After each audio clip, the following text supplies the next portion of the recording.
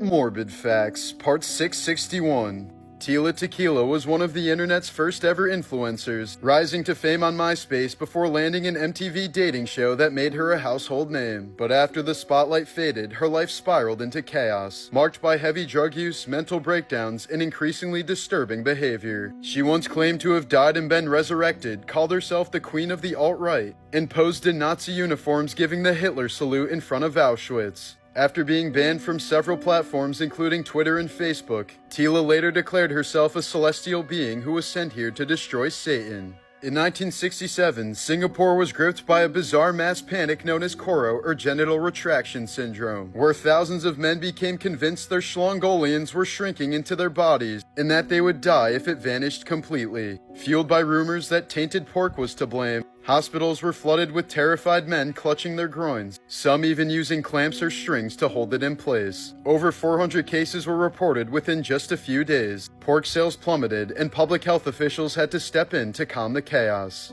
Morbid Facts, Part 662. In the early 90s, Andrew Martinez became a bizarre campus icon at UC Berkeley for attending classes completely nude, claiming he was protesting what he saw as oppressive social norms. Nicknamed the Naked Guy, he was repeatedly arrested, eventually expelled, and banned from campus after the school changed its policies just to stop him. But behind the act was a deepening struggle with mental illness that was later diagnosed as schizophrenia. Over the next decade, his life unraveled into a cycle of homelessness, institutionalization, and jail time. In 2006, at just 33 years old, Martinez was found dead by suicide in a Santa Clara jail cell. In 1965, 22-year-old Lester Eubanks brutally murdered 14-year-old Mary Ellen Diener after attempting to rape her behind a house near a laundromat, shooting her twice, going home to change, then returning to bludgeon her to death with a brick upon realizing she was still alive. He was sentenced to death, but in 1972, just 3 days before his scheduled execution, Lester's sentence was commuted when Ohio temporarily suspended the death penalty. Declared a model prisoner, Eubanks was granted a bizarre privilege the next year, an unsupervised Christmas shopping trip at a mall.